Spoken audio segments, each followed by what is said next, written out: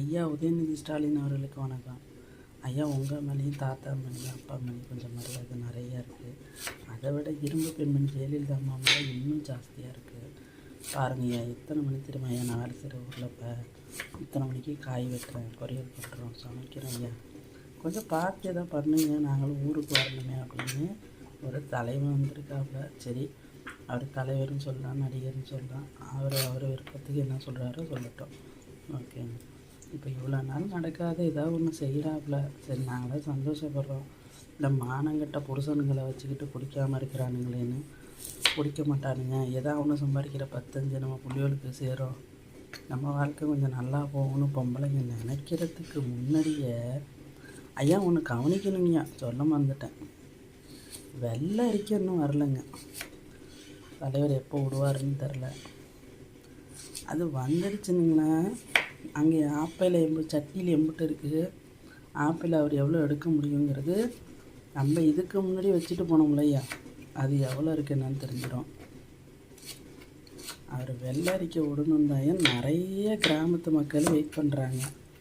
அது எங்களுக்கு ஒரு மானங்கட்ட பிள்ளை தாலி கட்டினானு ஒரு இந்த கிராமத்தில் குடிக்கிற பிள்ளை, அவனும் 1008 பேசுகிறானுவோ. ஏன் கவனிக்கணும். பாபநாசம் வட்டம் தஞ்சாவூர் மாவட்டத்தில் உள்ள சுவாமிமலைக்கு பக்கத்தில் உள்ள ஒரு கிராமத்தில் இன்னும் ஒயின் ஷாப் மூடாமல் இருக்குது.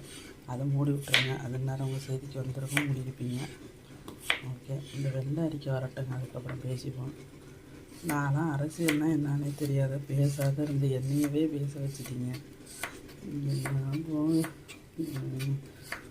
கக்க போங்கிறதா இல்லை நீங்கள் கூலிக்கு கொடுத்தீங்களே வடிவேல் ஐயா, அவரை மாதிரி பேசுகிறதான்னு என்ன தெரியாமல் முடிச்சிட்ருக்கோம். இந்த கிட்னி தெரிஞ்சு ஜூலி, அந்த ஆம்பளையா பொம்பளையான்னு தெரியாத ஒரு பொட்டை பிள்ளை, அது பொட்டை பிள்ளையா என்னன்னு எனக்கு இன்னும் டவுட்டாக தான் இருக்குது. பார்த்துக்கங்க ஐயா, பத்திரங்க ஐயா.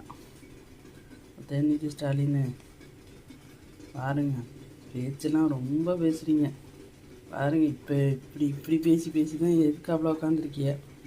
தயவு செஞ்சு இன்னும் இப்படியே பேசுனீங்க உள்ளே கூட போக முடியாது, அதையும் பார்த்துக்கோங்க.